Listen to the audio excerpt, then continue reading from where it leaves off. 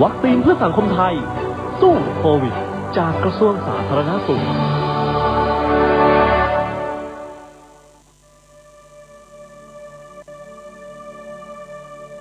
คุณกำลังรับฟังสถานีวิทยุกระจายเสียงพุทธศาสนาแห่งชาติและสังคมเพื่อการศึกษาพุทธศาสนาและวัฒนธรรม FM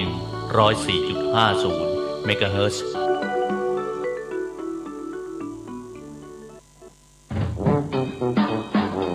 PM เป็นพิษโควิดเป็นภัยใส่ใจสุขภาพวันนี้เสนอตอน8วิธีป้องกันโรคโควิด -19 การเพิ่มระยะห่างทางสังคม Social Distancing 8 วิธีปฏิบัติป้องกันโรคโควิด -19 วิธีที่ 1 ห้ามไปพื้นที่แออัดต่างๆเช่นสถานบันเทิงโรงเรียนโรงภาพยนตร์กิจกรรมกีฬาเปลี่ยนเป็นการทำงานที่บ้านสื่อสารผ่านอินเทอร์เน็ตและเรียนออนไลน์วิธีที่ 2 เปลี่ยนพฤติกรรมการแสดงความสัมพันธ์ด้วยห้ามกอดหรือจูบวิธีที่ 3 หลีกเลี่ยงการเข้าไปในห้องที่แออัดห้องประชุมห้องชุมนุมขนาดใหญ่เพื่อลดการรับและแพร่กระจายเชื้อโรคท่านกำลังติดตามรับฟังสถานีวิทยุกระจายเสียงพระพุทธศาสนาแห่งชาติคลื่นเพื่อการศึกษาพระพุทธศาสนาและวัฒนธรรมระบบ FM 104.5 เมกะเฮิรตซ์รายการต่อไปเป็นรายการทนายความพบประชาชนดำเนินรายการโดยทนายสุรชัยอาจินวัตร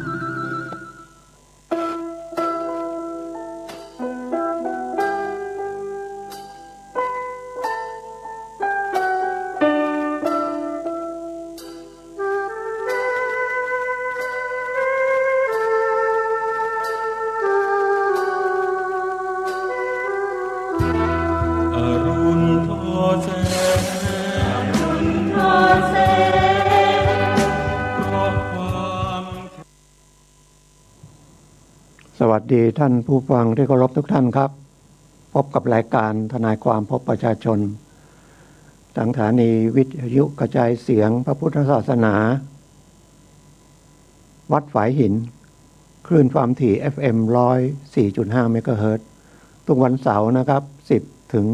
11 นาฬิกาผมทนายสุรชัยอาจินวัตรดำเนินรายการพบกับท่านด้วยความรู้กฎหมายและก็เรื่องอื่นๆก็เพื่อประโยชน์ของผู้ฟังนะครับ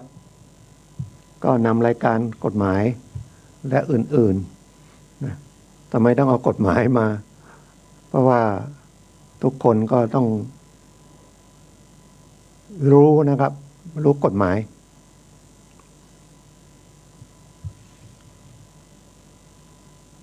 ทีนี้จะรู้มากรู้น้อยก็แล้วแต่มันก็เป็นวิชาอันหนึ่งอยู่ในหมวดของสังคมศึกษานะครับความถนัดของมนุษย์ไม่เท่ากันถนัดทางไหนชอบทางไหนรักทางไหนทำแล้วมีความสุขเราก็สนใจไปทางนั้นนะครับแม้แต่พอไปทำจริงๆบางคนไปเจอสภาพที่แท้จริงของงานนะครับที่เราทำก็เครียดเพราะมันอาจจะไม่เหมือนกับที่เราฝันไว้ก็ได้นะครับส่วนใหญ่ก็เดิมก็ประเทศไทยก็ทางเอเชียนี่ก็ประเทศเกษตรกรรมและประเทศไทยก็น่าจะดีที่สุดนะก็ต้องขอบคุณบรรพบุรุษเราที่เลือกพื้นที่ประเทศไทยมีชายฝั่งทะเลทั้งสองฝั่งนะครับทางเหนือเป็นภูเขาก็ตามธรรมชาตินะสูงแล้วก็ลงไปทางใต้ก็ต่ำไปก็มีทะเลนะครับภูเขาก็ต้องปลูกพืชตามสภาพนะครับกินน้ำน้อยอากาศเย็นเดิมก็ปลูกฝิ่นเพราะเป็นรายได้ที่ดีแล้วตอนหลังก็เลิกฝิ่นไปแล้วก็นะครับแต่การจะไปเลิกอะไรอย่างหนึ่งอย่างใดที่เป็นรายได้ของเขาโดยไม่มีรายได้เสริมเนี่ยยากนะครับ เพราะว่าทุกคนต้องหาอย่างน้อยก็ต้องหาอาหารเลี้ยงชีวิตนะครับนอกจากหาเลี้ยงชีวิตแล้วยังต้องยารักษาโรคที่อยู่อาศัยเครื่องนุ่งห่มพื้นฐานนะแต่ปัจจุบันมันมีเรื่องอื่นที่มันนอกจากพื้นฐาน4ประการนั้นเยอะแยะไปหมดมันมาเสริมเราก็หลงไปหาเงินเยอะแล้วก็เหนื่อยเยอะไม่พอเราก็ไปเป็นหนี้เป็นหนี้ก็ไปกู้เงินเป็นหนี้ก็คือเงินไม่พอจะเพราะอะไรก็แล้วแต่นะครับมันอาจจะจำเป็นจริงๆก็ได้เกิดเจ็บป่วยมานะครับไม่มีเงินที่รักษาพยาบาลทั้งที่ประเทศไทยก็รักษาพยาบาลนี่เรียกว่าฟรีหมดนะครับแทบทุกโรคนะครับโรคอะไรก็เข้าโรงพยาบาลไปเกษตรกรก็หลากหลายนะครับตามภูมิประเทศเป็นผลไม้เป็นข้าวเป็นพืชผักเป็นข้าวโพดเป็นถั่วแต่พอโควิดมามันก็เสียหายไปหมดทุกอาชีพแล้วธรรมดาของมนุษย์ก็หาเงินแล้วก็ต้องการพักผ่อนคือทำที่มันถูกใจเรานะอันนึงก็คือเปลี่ยนสถานที่ไปท่องเที่ยวเป็นธรรมชาติมนุษย์นะครับทุกประเทศเลยพยายามพัฒนาเป็นเมืองท่องเที่ยวนะครับเพราะว่าได้เงินง่ายแล้วกระจายลงสู่ประชาชนเยอะมากอย่างข่าวเมื่อ 2-3 วันนี้ผมดูทีวีดูไบนะครับก็เป็นเมืองน้ำมันก็ขายน้ำมันก็มีเงินมีทองของทั้งหลายแหล่ที่สร้างเป็นวังเป็นอะไรเป็นทองคำหมดตอนนี้ก็ต้องการให้คนไปเที่ยวดูไบถือว่าใครไปดูไบเนี่ยต้องเป็นมหาเศรษฐีก็สร้างกันใหญ่เลยพัฒนาจากทะเลทรายคือถ้าเขาอยู่ทะเลทรายนี่ถ้าไม่มีน้ำมันนะแล้วน้ำมันมันจำเป็นของโลกเราใช้ไฟฟ้านี่ก็ผลิตจากน้ำมันเชื้อเพลิงรถยนต์ทั้งหลายก็เชื้อเพลิงน้ำมันนะครับสูบเหมือนน้ำบาดาลนะครับแต่น้ำบาดาลมันไม่ต้องใช้เทคโนโลยีอะไรมากที่จะไปกั่นออกมาเป็นน้ำมันมีโรงงานน้ำมันก็ร่ำรวยกันเยอะแยะนะครับเกี่ยวกับกิจการน้ำมันนะครับน้ำมันตอนนี้ก็ขึ้นเอาเมื่อวานก็ขึ้นอีกท่านรับฟังรายการกฎหมายนะครับแต่ทนายสุรชัยในรายการก็มีกฎหมายบ้างมีเรื่องอื่นบ้างถือว่ามาคุยกับท่านทุกวันเสาร์แล้วกันนะครับ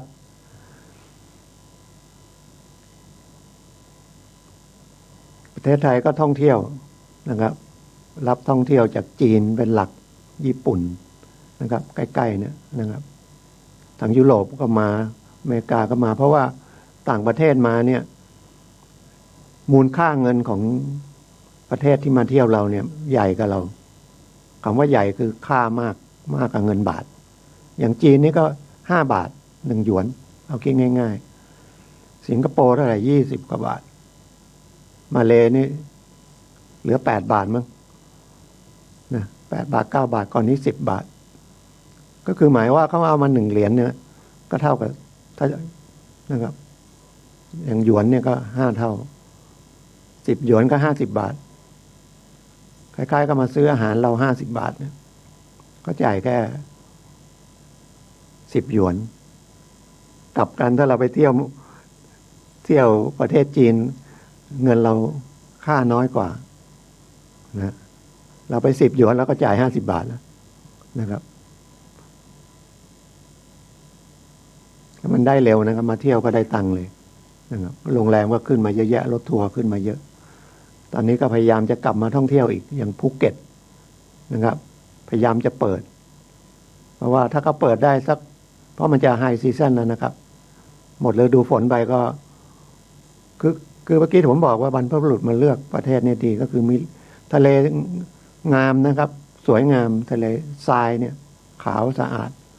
น้ำทะเลก็ใสนะครับทุกคนก็เที่ยวนะครับอย่างที่ผมบอกมีเงินก็ต้องหาเงินแล้วไม่ใช้เงินมันก็ไม่มีประโยชน์อะไรนะเงินก็เก็บไว้เดี๋ยวก็ตกไปให้ลูกให้หลานลูกหลานก็เอาไปใช้ทีนี้โควิดมันมาเนี่ยนะครับมันมาเหมือนสงครามโลกเลยนะครับแต่มันหนักกว่าสงครามโลกครั้งที่ 1ครั้งที่ 2นั้นมันลบกันจริงๆมันเห็นก็ตายกันจริงๆนะครับ4 ปีก็หมดไปนะครับสงครามโลกครั้งที่ 2ก็หมดไปเมื่อสัก88มั้ย2488ก็กี่ปียังไม่ถึง100 ปีเนาะ80-90 ปีมั้ยแต่โควิดนี่กำลังทำนายไม่ได้เลยนะครับว่ามันจะหมดเมื่อไหร่โดยเฉพาะกรุงเทพแล้วการตัดสินใจนี่ยากเพราะว่ามันสิ่งที่มองไม่เห็นตัว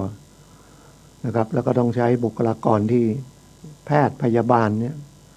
เครื่องมือแพทย์นะครับมันไม่พอกับผู้ป่วยแล้วกรุงเทพตอนนี้ก็ถือว่าใหญ่สุดละเพราะว่าคนหนาแน่นแล้วก็มีการก่อสร้างในแคมป์ก่อสร้างเนี่ยนะครับคนเป็นหลายพันนะหรืออย่างชายฝั่งอย่างมหาชัยนะครับสมุทรสงครามสมุทรสาครว่าชายทะเลพวกประมงก็ต้องใช้คนงานเยอะนะครับเพราะคนงานบ้านเรานี่ไม่มีละน้อยมากเพราะลูกหลานก็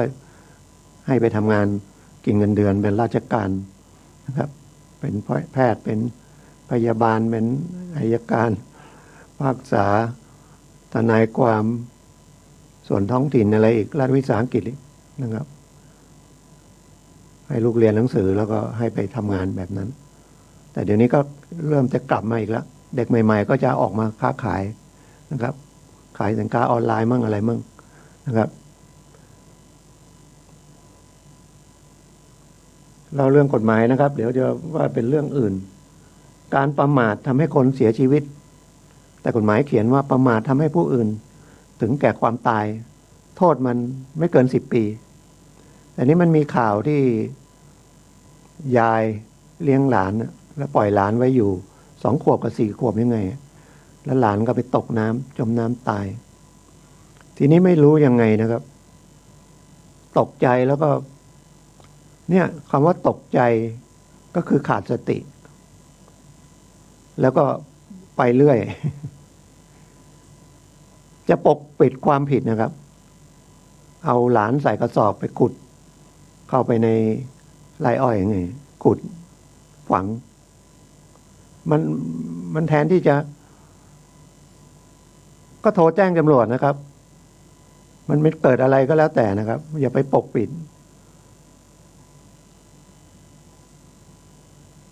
มันก็ต้องมาพิสูจน์ว่าเราประมาทไม่ประมาทแต่ว่ากฎหมายก็ว่าอยู่ในดูแลของเราพ่อแม่ก็ไม่อยู่ทิ้งไว้กับยายอย่างเงี้ยนะครับโทษมันก็ไม่เกิน10 ปีก็คือศาลจะลงโทษอาจจะลงโทษ6 ปีรับสาภาพลดครึ่งเอาว่าลงสูงสุดเลยก็5-6 ปีรับสาภาพก็ลดครึ่งประมาททำให้คนตายเยอะแยะเลยทางอุบัติเหตุนะครับที่ขับรถชนกันแล้วก็ทำให้ผู้อื่นเสียชีวิตก็ยังไม่มีโทษถึงกับจำคุกตลอดชีวิตจริงๆศาลก็จะลง5-6 ปีแล้วก็รับสาภาพลดครึ่งเหลือ3 ปี3 ปีเดี๋ยวนี้5 ปีก็อยู่ในเรื่องของเงื่อนไขของรอลงโทษได้นะครับก็มีโทษอาจจะลง 2-3 ปีแล้วก็คุมประพฤติรายงานตัวแต่ว่าจะเป็นขับรถชนเพราะประมาทหรือทำให้เด็กตกน้ำตายเนี่ยโทษเท่ากันแต่อย่าไปปกปิดและรับสารภาพแล้วพยายามช่วยเหลือคู่กรณีอย่างรถชนก็ต้องหยุดไม่ใช่หนีช่วยเหลือเยียวยา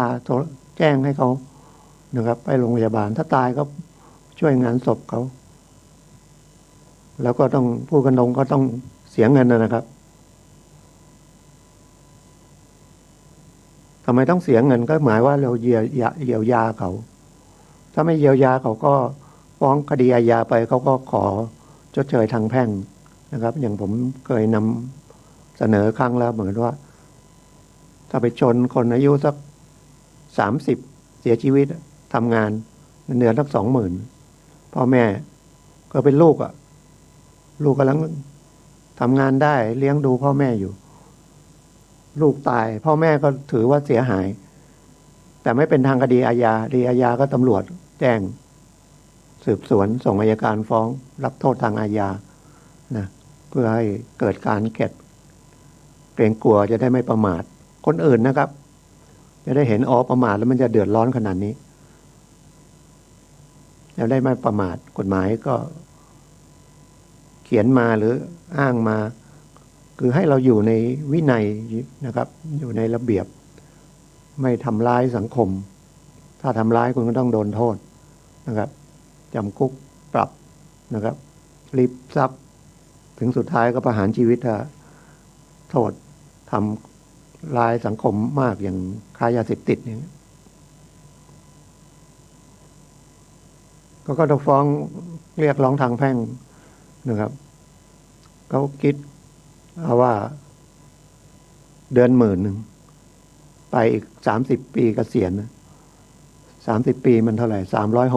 360เดือนละ10,000ก็3 ล้านกว่าเขาก็ฟ้องอย่างนั้นได้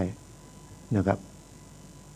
ขอไปในคำแต่จะมีให้หรือไม่มีให้ก็อีกเรื่องนะครับ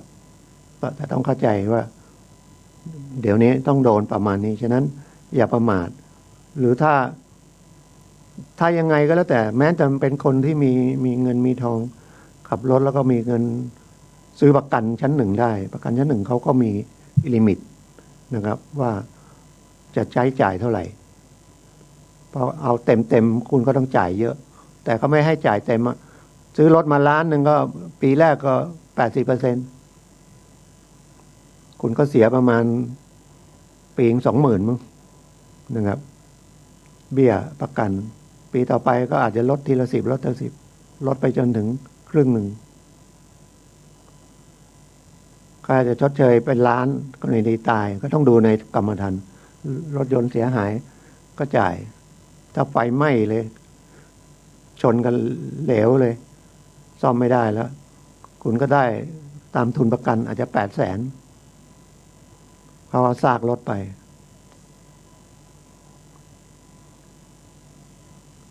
แล้วเอา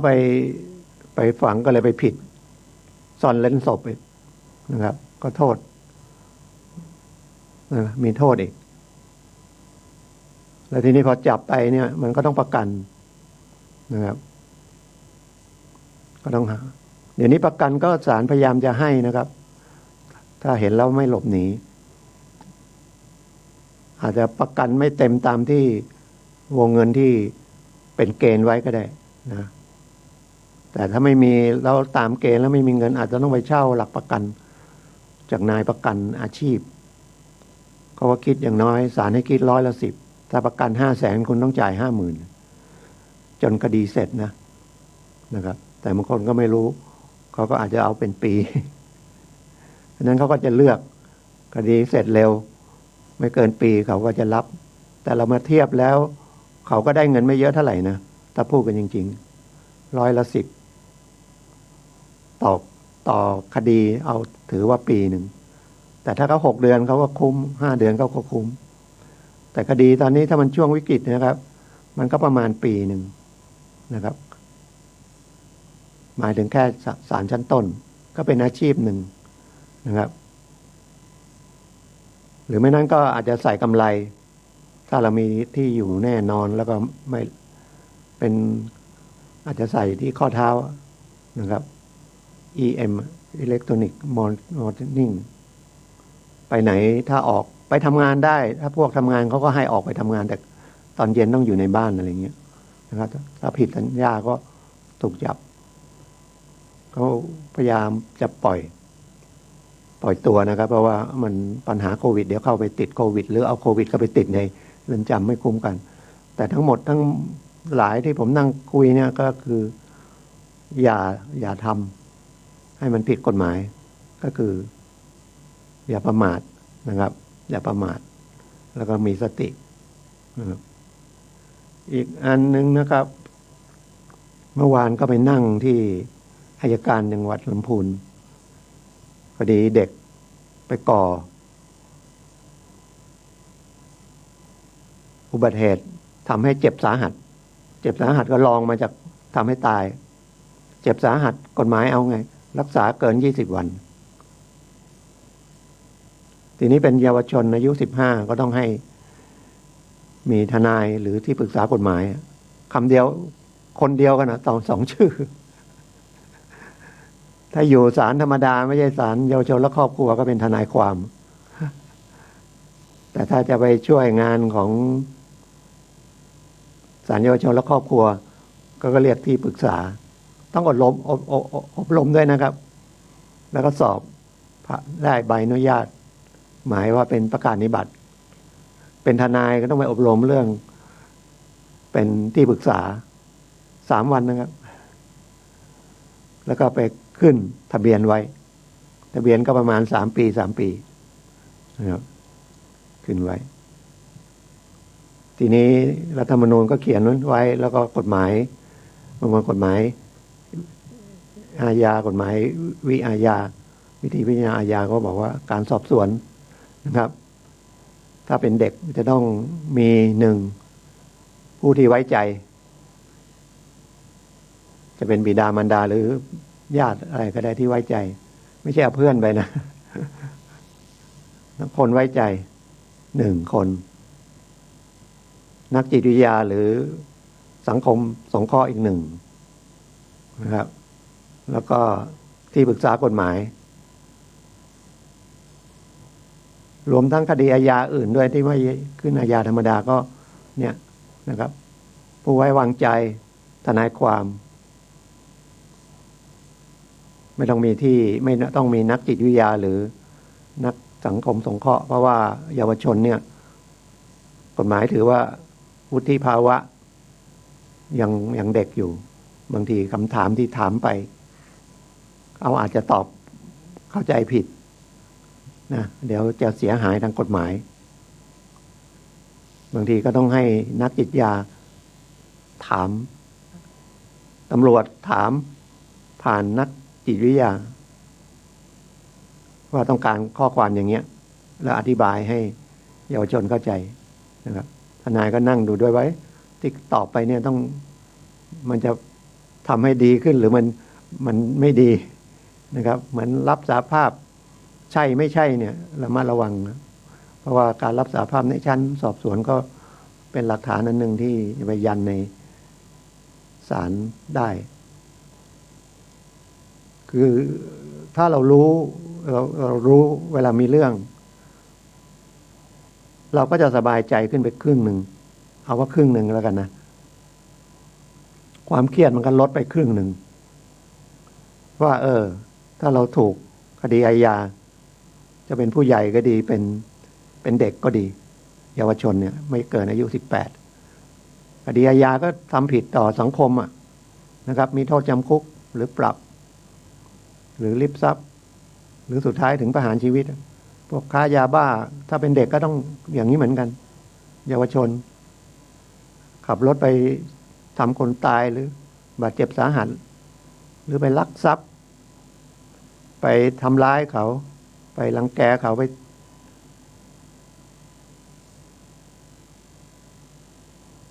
ยิงกันก็มีนะวัยรุ่นนะครับรวมทั้งผู้ใหญ่ก็ขอทนายได้นะครับขอทนายนั่งถ้าเป็นคดีที่มันโทษสูงโทษประหารชีวิตโทษจำคุกตลอดชีวิตเนี่ยเป็นหน้าที่ของพนักงานสอบสวนก็คือตำรวจต้องขอทนายไปนั่งก็ติดต่อพี่ที่สำนักงานของสภาทนายประจำจังหวัดนั้นๆก็มีประธานสภานั่งแล้วก็มีคณะกรรมการนั่งแล้วก็มีทนายอาสาก็ ลงชื่อไว้ก็จะติดต่อให้ทนายไปนั่งนะครับทั้งศาลเยาวชนและครอบครัวเหมือนกันนะครับก็ขอทนายไปนั่งเป็นเพื่อให้แก่ผู้ต้องหานะครับจะได้รับความยุติธรรมสูงสุดนะครับเพราะว่าก่อนที่จะมีรัฐธรรมนูญที่มาพูดถึงสิทธิมนุษยชนให้มันเต็มรูปแบบเนี่ยนะครับแล้วก็มีกฎหมายแก้ไขตามรัฐธรรมนูญเพราะว่ากฎหมายใดที่ขัดกับรัฐธรรมนูญถือว่าเป็นโมฆะนะครับก็คือไม่มีผลบังคับขัดก็คือสิทธิหน้าที่นะครับในเรื่องของความเป็นมนุษย์สำคัญที่สุดนะครับ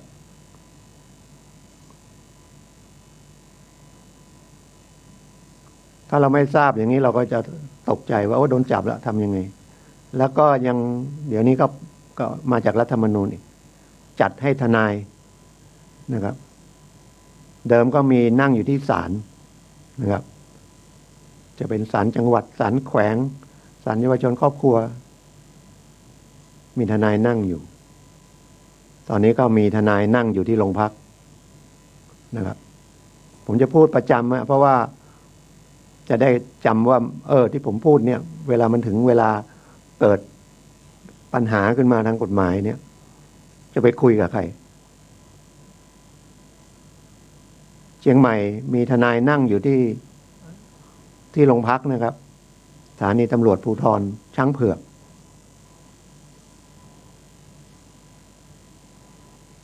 สถานีตำรวจภูธรเมืองเชียงใหม่สถานีตำรวจภูธรแม่ปิง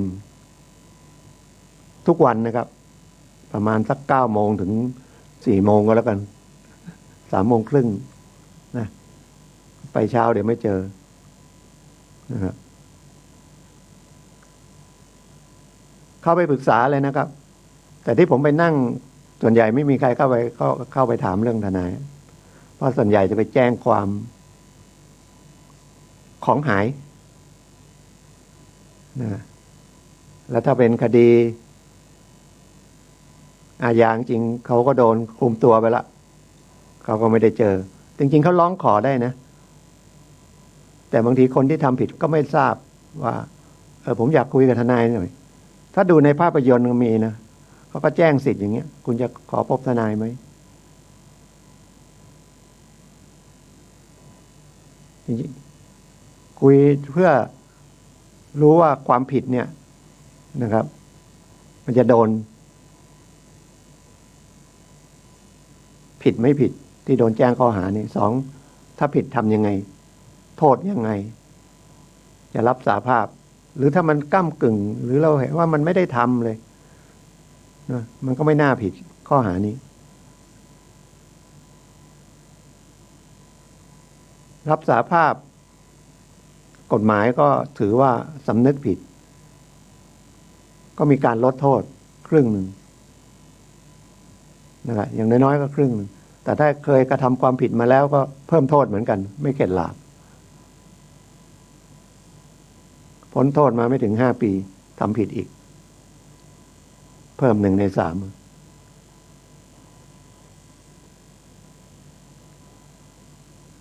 ฉะนั้นกฎหมายต้องทราบนะครับต้องทราบเป็นความรู้ไว้แต่ถ้าเป็นคดีส่วนตัวเกี่ยวกับเงินกับทองเนี่ยเป็นคดีแพ่งมันไม่มีโทษถึงจำคุกสุดท้ายจริงเขาก็ยึดทรัพย์เราขายทอดตลาดถ้าไม่มีก็จบแต่ถ้าเป็นข้าราชการเนี่ยนะครับเพราะว่าเป็นบุคคลธรรมดาเนี่ยแล้วรับราชการถ้าเกินล้านเนี่ยเขาอาจจะฟ้องล้มละลายแต่ล้มละลายเราก็ไม่ได้ทำงานเพราะว่าข้าราชการจะต้องไม่เป็นผู้ล้มละลายหรือเป็นผู้จัดการมรดกเป็นผู้ล้มละลายก็ไม่ได้นะครับหรือเป็นสสเป็นผู้ล้มละลายก็ไม่ได้นะครับข้าราชการทั้งหลายนะครับจะเป็นข้าราชการประจำหรือข้าราชการการเมืองบุคคลล้มละลายหรือบางคนต้องโทษคดีอาญาบางอย่างนะครับ แล้วยังไม่หมดอายุยังไม่ครบแต่ถ้าเป็นเดี๋ยวนี้รัฐธรรมนูญใหม่เนี่ยเรื่องทุจริตอย่างนี้ไม่มีอายุความเลยนะก่อนก็หนีกัน10 ปี20 ปีนะครับเดี๋ยวนี้ไม่มีนะครับโกงหลวงนะครับอย่างที่กำลังออกข่าวเนี่ยไม่รู้โกงไม่โกงนะที่สร้างเสาไฟอะไรต้นเป็นแสนใกล้ๆแสนนะเข้าไปป่าในดอยก็ในสวนไม่มีคนเดินก็สร้างก็แล้วแต่นะครับก็ต้องเชื่อกฎแห่งกรรมนะใครทำอะไรไว้อาจจะไม่ได้ลงโทษอยู่ในโลกมนุษย์แต่ต้องเชื่อว่าตกนรกมีนะครับคนที่ทำอะไรไม่ดีก็ตกแล้วจิตใจไม่สบายอยู่แล้วนะครับแต่วันหลังมันก็ชินเข้าแล้วเขาก็เลยไม่ได้สำนึกเรามีทรัพย์สินเราโดนขโมยเราก็เดือดร้อนนะพ่อแม่มีทรัพย์สินโดนโกงไปเราก็เดือดร้อนแต่ไม่ใช่เลยมาโกงเราแล้วก็โกงเขา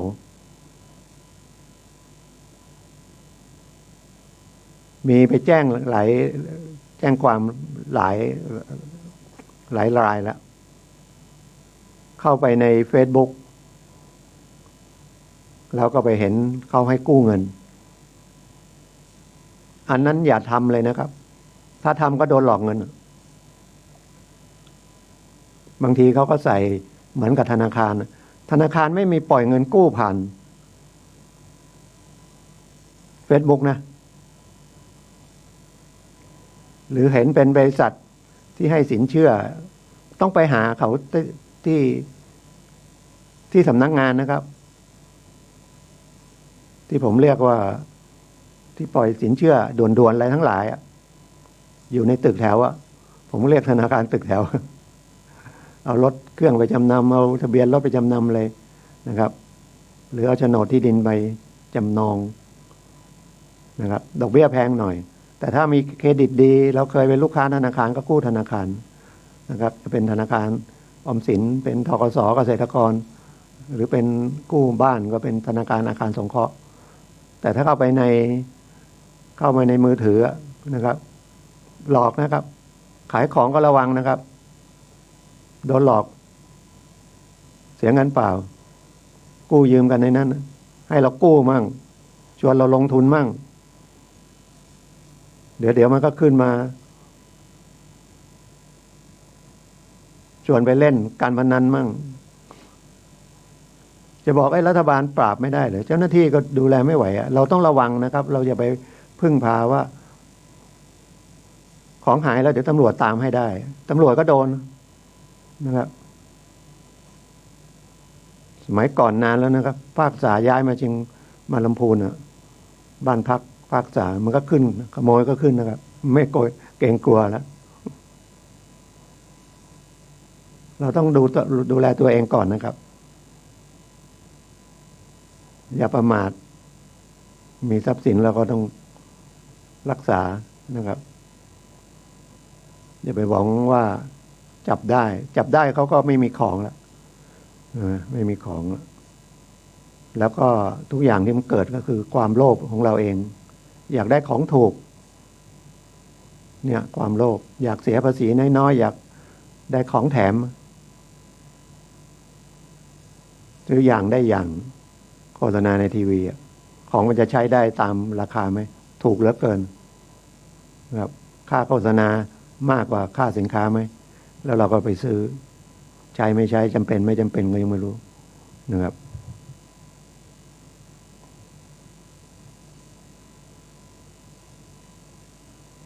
ประมาททำคนตายก็ไม่ต้องนะครับก็รับสาภาพไปนะครับ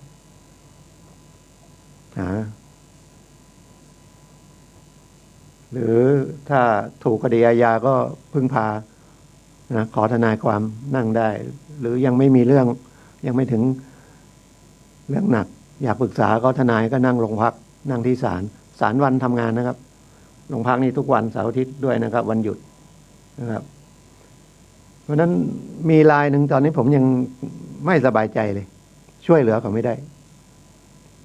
แต่บางอย่างก็เป็นที่ตัวเขาด้วยนะไม่ได้เขาขับรถมาเขาบอกเขามาจากทางบ้านทิแล้วผมถามผ่านมาทางไหนมั่งไม่รู้เรื่องเลยเขามาถามตำรวจเขาจะไปโรงพักไม่ใช่ไปโรงพักอ่ะเขาบอกเขาจะไปสำนักงานตำรวจจังหวัดลำพูนนี่เขาก็ยังพอคิดได้ก็เห็นไปรษณีย์เขาก็เลยฝากพนักงานส่งจดหมายช่วยไปส่งหน่อยก็สื่อสารกันเข้าใจผิดส่งมาที่โรงพักที่ต้นธงที่ลำพูนนะผมพอดีวันนั้นผมไปนั่งเป็นทนายอาสาอยู่ตำรวจเขาก็ไปช่วยแล้วนะครับเขาก็บอกทางให้แต่เขาไม่รู้อะไรเลยฮะขับรถมาผมก็ยังมา2 คนหนึ่งก็ไม่รู้อะไรแต่คนขับก็อยู่ในรถไม่ลงมาผมก็เลยเดินเพราะว่าถ้าจะบอกคนที่ขึ้นมาเขาไม่ได้ขับรถบอกไปเขาก็ไม่รู้เรื่องอีกแล้วก็ลงไปที่รถเก๋ง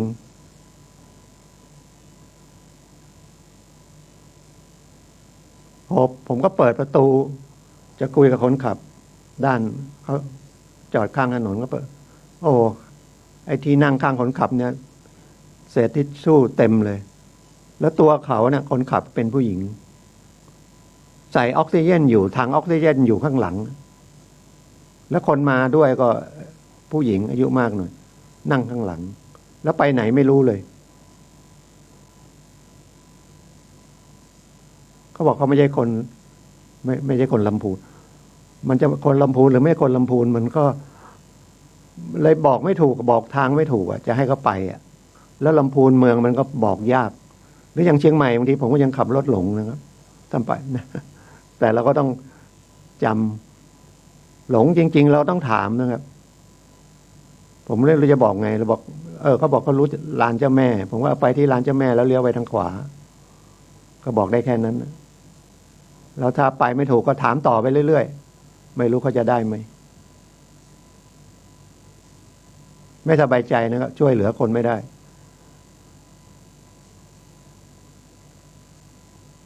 แต่จังหวะมันก็ไม่ให้นะจะขับรถนำไปก็นะเราจะบอกทางให้มันละเอียดนะครับโอ้กลัวเขาไปอุบัติเหตุเขาออกจากบ้านที่มาทางไหนเขาจังจำไม่ได้อะไรอย่างเงี้ยเขาบอกมาจากบ้านที่แล้วมันข้ามถนนซุปเปอร์มาฝั่งเข้ามาในเมืองมาทางไหนก็ไม่รู้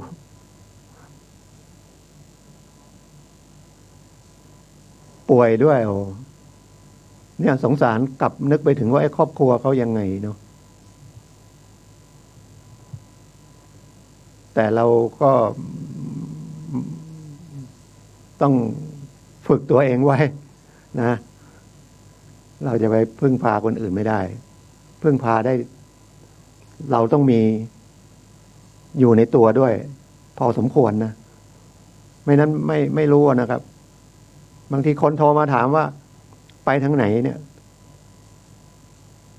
เราก็ถามว่าคุณอยู่ตรงนั้นมีอะไรที่เป็นที่สังเกตบ้างเพื่อเราจะได้นึกออกมันอยู่ทางซ้ายอยู่ทางขวาจะไปทางไหนถ้าเขาบอกไม่รู้เรื่องเลยอย่างเงี้ยตอบไม่ได้แล้วต้องให้เขาลงไปถามคน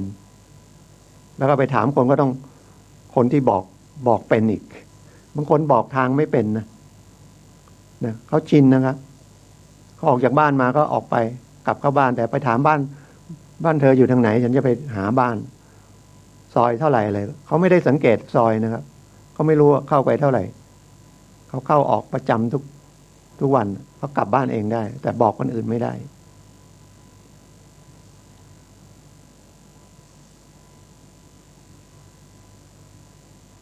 อันนี้ก็เป็นเรื่องที่สมควรนะครับไปบอกให้มือถือมาใช้ Google ดิ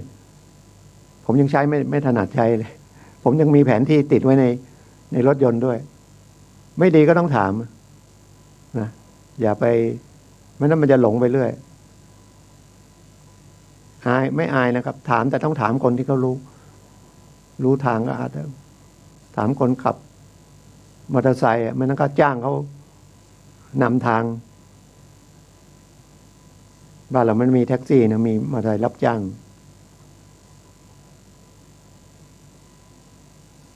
ฉะนั้นเราก็ต้องเนี่ยอย่างผมมาออกรายการเนี่ยไม่ใช่ว่ามีความรู้อะไรมากมายนะครับก็เป็นคนธรรมดานี่แหละครับช่างสังเกตหน่อยช่างสนใจหาหนังสือบ้างก็จะเอาประสบการณ์หรือเอาเรื่องกฎหมายที่ได้ร่ำเรียนมานะครับมาคุยกับท่านเพื่อประโยชน์ของท่านนะครับแล้วผมก็ให้เบอร์นะครับผมไว้ถ้าใครยังมีปัญหานะครับกฎหมายแล้วมันไม่ตรงกับที่ผมมานั่งคุยกับท่าน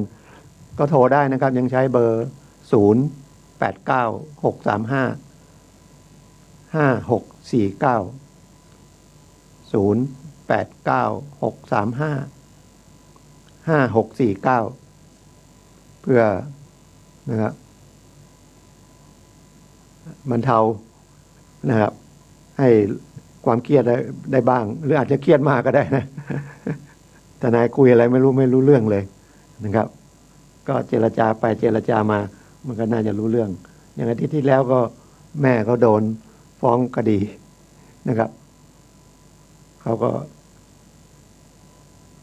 มาหาที่วัดก็นั่งคุยกันนานกว่าจะเข้าใจนะครับก็เป็นเบื้องต้นนะครับ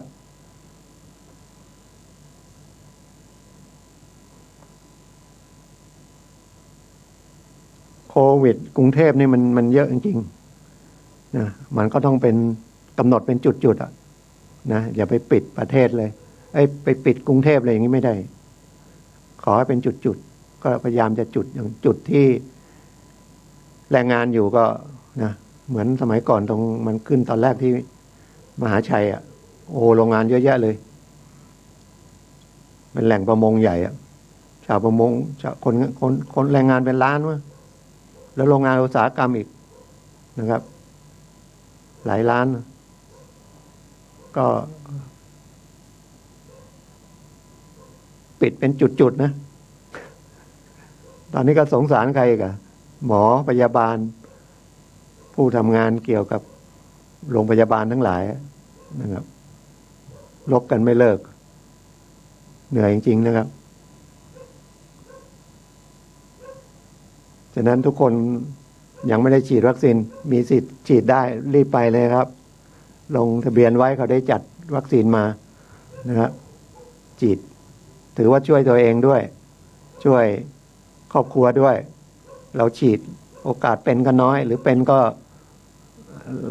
รักษาหายง่ายเลยแล้วกันอาการไม่เยอะนะครับผมก็รอเข็ม2เดือนกันยายนนู่นนะครับฉีดได้ฉีดเลยนะครับของแทบจะทุกโรงพยาบาลได้ฉีดนะครับแต่ที่ศูนย์ใหญ่ก็คือนะครับนครพิงค์และแหล่งที่เก็บวัคซีนที่ผมรู้ก็คือเก็บไว้นครพิงค์แต่ถ้าเราไม่ลงทะเบียนนะครับเขาก็ไม่รู้ว่าเขาต้องเอาวัคซีนมาเขาก็ต้องกระจายไปที่อื่นนะที่เขาลงทะเบียนนะครับลงแล้วก็ไปฉีดตามที่นัดอย่างน้อยก็สบายใจครึ่งหนึ่งแล้วกันนะครับแต่ก็ต้องระวังอย่างเก่านะครับใส่หน้ากากเดี๋ยวลงมาออกนอกบ้านเผลอไม่ใส่หน้ากากจะโดนปรับอีกนะครับเจ้าหน้าที่เขาก็ต้องทำตามหน้าที่เพื่อสังคมนะครับกฎหมายทั้งหลายเพื่อสังคมนะครับโดยเฉพาะกฎหมายอาญาเนี่ยนะครับคำว่าอาญาเนี่ยก็คือมีโทษเพราะคุณทำร้ายสังคมนะครับแต่ถ้าเป็นทางแพ่งเนี่ยก็ชำระหนี้กันด้วยเงินโดยทรัพย์สินนะครับไม่มีโทษทางอาญาไม่มีโทษจำคุกทุกวันเสาร์นะครับ10 ถึง 11 นาฬิกาก็ผมก็มานั่งคุยกับท่านตอนนี้ก็ออกที่ YouTube ด้วยนะครับที่ Facebook ด้วยก็เห็นหน้าเห็นตาเหมือนออกทีวีเลยนะครับตอนแรกออกไม่มี YouTube Facebook ก็ยังนะครับ คุยธรรมดาก็ยังคุยพอมี Facebook ก็อาจเกรงไปอีกแล้วนะครับเห็นหน้าเห็นตาไม่เหมือนดารานะครับแต่งหน้ามาแล้วก็มีผู้กำกับมีผู้ประสานงานอะไรเยอะแยะเลยแต่ผมก็มานั่งคนเดียวแล้วก็ไม่ได้เรียนมาทางอะไรนิเทศศาสตร์เหรอสื่อสารมวลชนเหรออุตส่าห์ไปเรียนปีหนึ่งนะก็ได้มานิดหน่อยนะลงได้ประกาศนียบัตรนิเทศศาสตร์เป็นประกาศนะครับเกี่ยวกับวิทยุแต่เนี้ยเครื่องไม้เครื่องมือนี่ใช้ไม่ได้สักอย่างนะครับ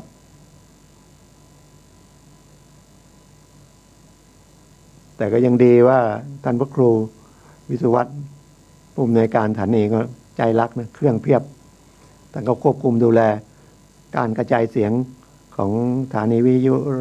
104.5 วัดฝายหิน 24 ชั่วโมงรายการดึกๆนะ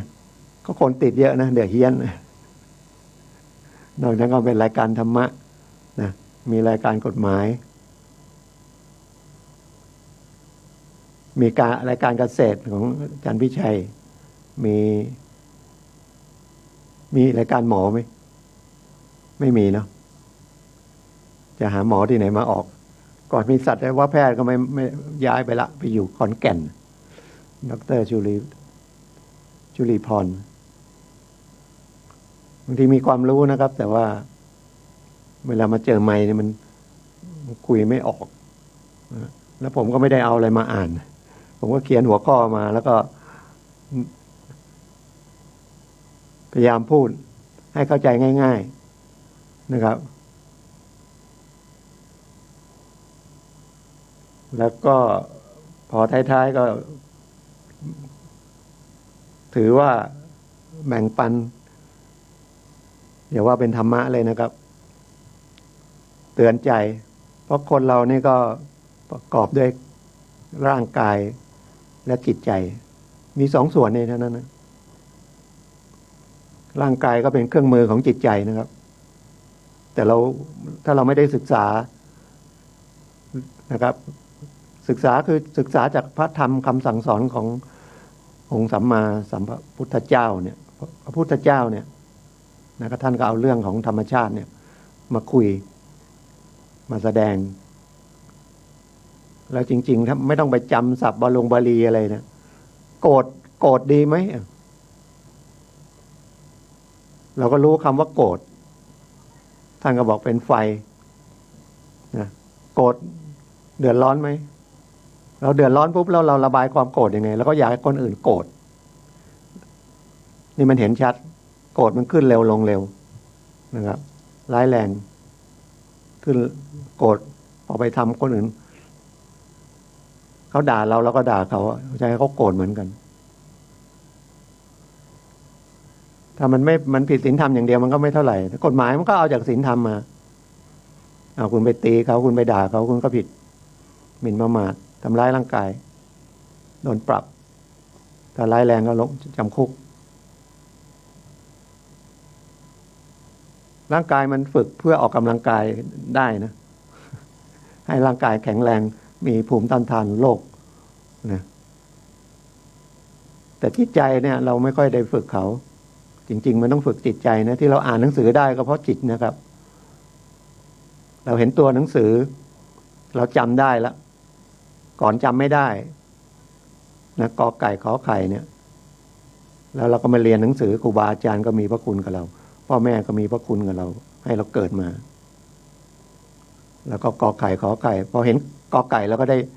รู้แล้วถ้ามีสระอาก็เป็นกอกาแล้วจริงๆมันเป็นความคิดแล้วก็เปลี่ยนมันมาเป็นเสียง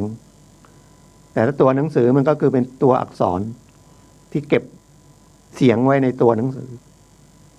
เหมือนโน้ตเพลงอ่ะถ้าคนเรียนโน้ตเพลงเห็นโน้ตเพลงก็รู้ละเสียงนี้เสียงอะไรแต่คนอ่านหนังสือได้กับคนอ่านหนังสือไม่ได้หรือคนตาบอดอย่างเงี้ยเขาไม่เห็นหนังสือเลย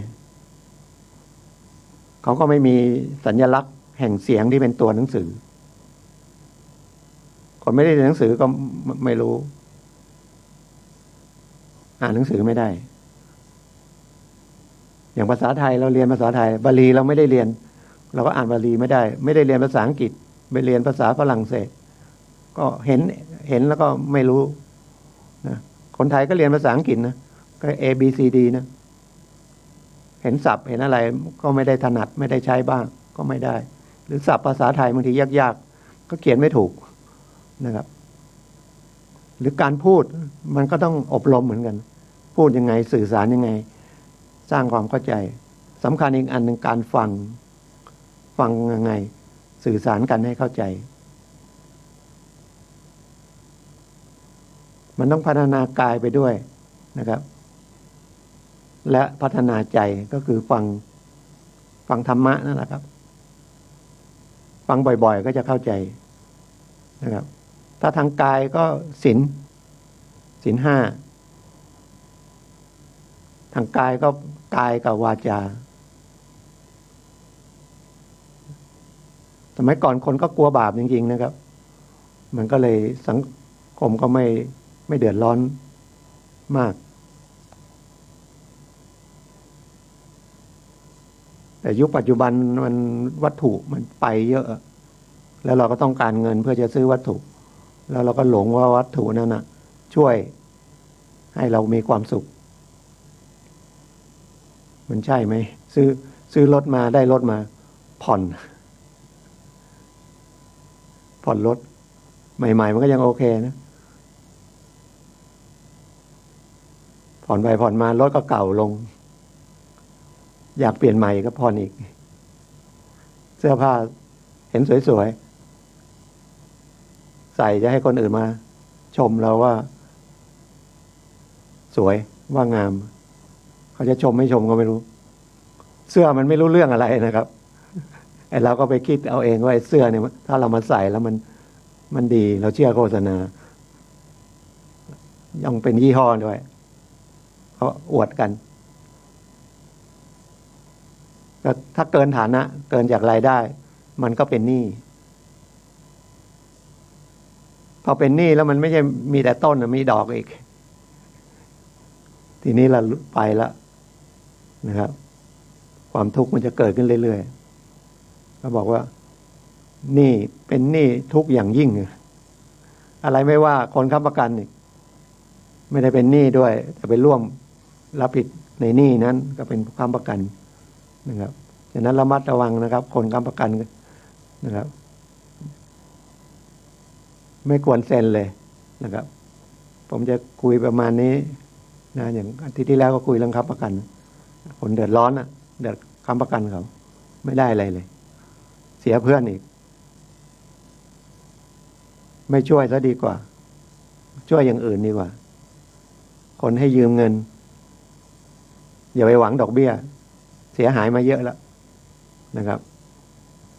ไว้ธนาคารเนี่ยตอนนี้รัฐบาลก็ออกพันธบัตรหรือออกอะไร100 ละบาทกว่าต่อปีบาท80 ตังค์บาท90 ตังค์ไม่เสียดอกเบี้ยเอาตีบาทกว่านะไม่ถึง2 บาทคิดง่ายๆ2 บาทคิดตัวเลขง่ายๆถ้า2 บาทล้านหนึ่งไว้ซื้อพันธบัตรรัฐบาลมั่นคงไว้ธนาคารนี่ได้สลึงได้50 ตังค์ได้ไม่ถึงบาทเอาพันธบัตรมา2 บาทปีก็ได้ 20,000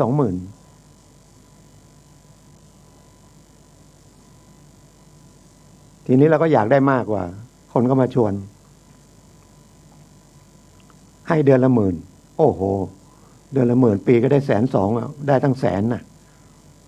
เราก็หลงคิดไปตรงนั้นเลยถอนเงินออกมา1 ล้านให้เขาไปเขาจะออกหนังสือออกอะไรชัดเจนให้ก็ได้แต่คุณไว้ใจเขาได้ไงว่าเงินล้านเขาไปลงทุนอะไรเขาถึงมาตอบแทนคุณได้เดือนละ10,000ถ้าผมทำรายได้100 ต่อเดือนอย่างเงี้ยปีละ112เนี่ยโอ้โห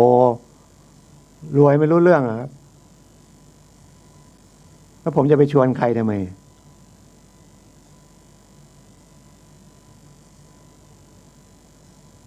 ผมก็ทำไปปีนึงมันก็ได้แสนกว่าผมก็ทบเข้าไปอีกทบเข้าไปอีกแต่ถ้าเป็นธุรกิจทุกอย่างมันก็ต้องมีกำไรมีขาดทุนมันไม่มีกำไรอย่างเดียว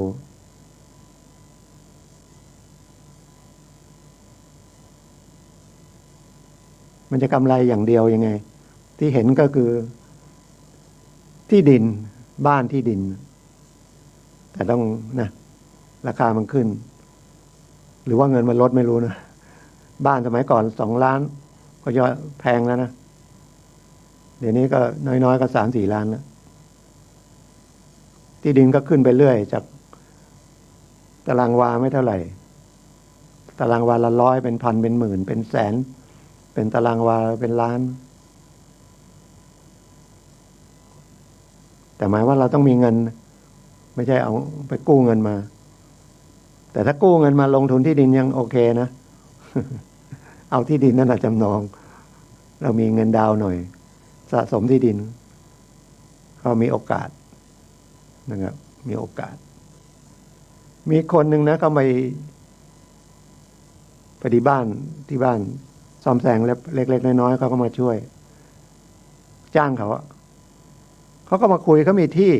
อยู่ทางเชียงใหม่เนี่ยนะเขาจะไปทำจัดสรรบอกมีความรู้เหรอไม่มีคนมาชวนเขาบอกเอาที่โอนให้เขาสิแล้วเดี๋ยวเขาไปเข้าแบงก์แล้วเดี๋ยวเขามาทำจัดสรรให้โอ้โหดีนะมาถามผมนะแต่เขาเชื่อไม่รู้นะผมบอกถ้าอย่างนั้นนะจบเขาหลอกคุณละถึงไม่หลอกมันก็ไม่ใช่อยู่ดีมาโอนหรือใครจะเอาที่โอนให้ผมก็เคยทำก่อสร้างโอนให้ผมเลยผมไปกู้ธนาคารมาก่อสร้างให้ผมเจ๊งไปธนาคารก็ยึดไปแล้วก็เสียหายอะไรเขาบอกเขาต้องลงทุนก่อนไงเขาก็ต้องเอาใบไปไว้ธนาคารเอาเงินมาก่อสร้างก็ลงไปในที่นั่นน่ะเอาแล้วที่ไปอยู่ของใครอยู่ในธนาคารแล้วบอกให้โอนเขาก่อนด้วยจบเลยแม้แต่ชวนจริงๆเกิดมีใครมีที่ดินแล้วชวนคนที่รับมาก่อสร้างต้องเป็นไว้ใจจริงๆนะแล้วเราต้องคิดว่าเราจะขายไอ้สิ่งก่อสร้างนั้นได้ด้วยนะเราถึงจะเอาใบไปไว้ธนาคารนะครับมันไม่ใช่เรื่องง่ายๆนะครับ